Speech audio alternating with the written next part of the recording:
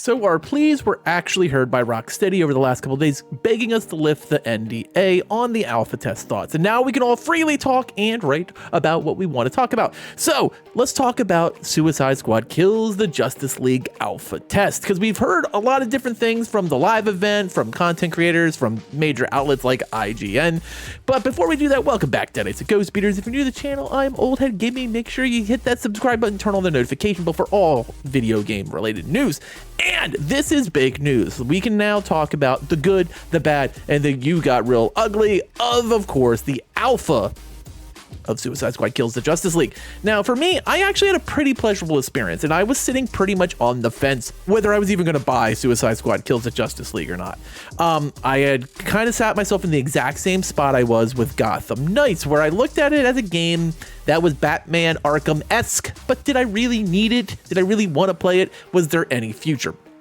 And when it came to the conclusion on Gotham Knights, I didn't buy it, and I don't regret it because I played it on Game Pass and the game was pretty mid. But I was kind of sitting in the exact same spot, especially after multiple pushbacks by Rocksteady of Suicide Squad. So I got to the point where I was kind of leaning towards not purchasing it, and it was kind of off my content radar. And then the alpha came out, I applied for it, I didn't get a code, but fortunately, thanks to Slight Stardust, I was able to get in and play that entire weekend.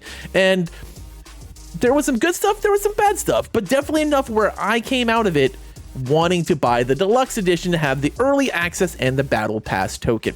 So what was the bad parts? Well, one thing that happened that I was really mad about is I had two separate crashes. The first one after I completed the tutorial, which is a little bit lengthy, but it's not terrible. It allows you to kind of bounce around to all the characters, try them out, get a feel for them. And as soon as I had just completed it, it bounced me all the way back to the beginning and I had to start over. That sucked. And it was kind of annoying because it was about an hour and a half of game time. Not the end of the world though. I had a second crash later in the weekend. Now, this one wasn't too big of a deal because it only dropped me back about 10 minutes of time and I just kind of picked up where I left off. Now, these are alpha problems. I'm not holding that against the game. These are things that will be rectified coming out of the alpha when it goes into launch on January 30th. For me, that was not enough to really be like, I am not getting this game. But let's talk about stuff that I really did and didn't like. First of all, I will not play Harley Quinn. Her traversal drove me up a fucking wall. It was like bad version of Spider-Man, and I absolutely hated it. As much as I found Tara just fantastic as Harley as usual, and Harley fun to play combat-wise, the traversal for her is so atrocious that I will not play Harley in a million years. So all you Harley simps, she's all yours. On the other hand, everyone else they found really fun to move around the map. I enjoyed Boomer's traversal probably the most, then King Shark. King Shark's Hulk-esque jumps were really fun to control. His running was really fun to control.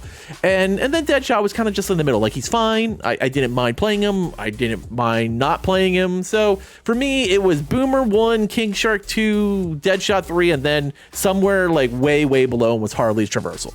That was one of the most important things to me. As a content creator who spent a lot of time playing Marvel's Avengers, and let's be honest, the traversal in Avengers was always bad.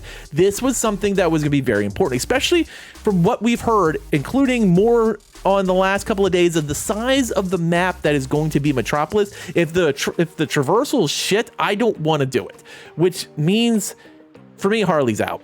I will go everywhere as Boomer with zero hesitation.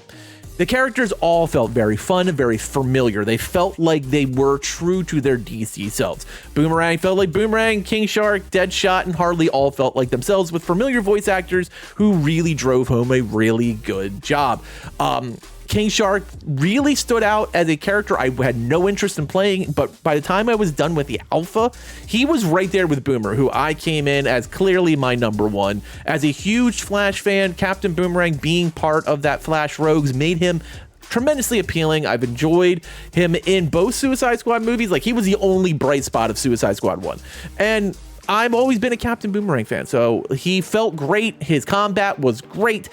The melee is sneaky good. Like, they don't talk about this because you see all the guns in Flash. The melee is really good. The supers are amazing. Like, this game has so much available for theory crafting. It's going to be awesome. So if you want the best builds go to someone like Tricks Ridiculous. That's probably where you're gonna find them, or maybe Jay Shockblast. If you want the best meme builds like you did in Avengers, then I'm your guy, because I will make shit that is just fun to play, but it ain't gonna be the best at killing things, because that's what I like to do. Like, for example, when I made a Black Widow that was virtually unkillable, the ultimate tank Black Widow for tanking raids. Like, fun stuff, because that's what games are for. Games are supposed to be fun, and they should be whatever you want to make them. Now, I will say one thing about the game. I felt like it could have been a little less colorful. Like, it's really bright. Like Metropolis with Invasion by Brainiac is, it's like Technicolor. But like, other than that, that's just a graphic design I'll get used to, because we've played Arkham games that are so dark and gritty, and this is the exact opposite, like completely opposite. Now, here's the thing I will say. If you're upset about this game not being a Batman game, or not being the Superman game that was allegedly pitched, or it's not or the fact that it's live service, then this isn't for you, and just move on. Like, you don't have to hate it because it's not what you want. Sometimes in life, we don't get stuff that's tailored directly to us. And guess what? We just move on, because that is not who the target audience for this game.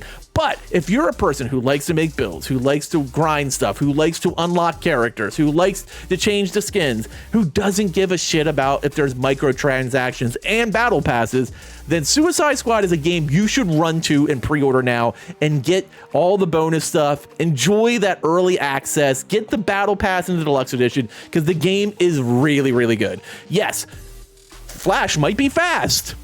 Who would have thought? Like, could you believe that this guy might run quickly and might not stand still for you to shoot him? I mean, oh my God. When I read that in the IGN article from Destin, I'm like, well, no shit. I mean, let's be honest, every boss should feel different. Green Lantern shouldn't feel like fighting Superman. Batman shouldn't feel like fighting Wonder Woman. So if you're looking for a looter shooter that you can play for years, hopefully to come, this looks like the game for you. It looks like you're gonna have a chance to make awesome builds, to min-max, all those things that people like to do in looters. This is gonna have it.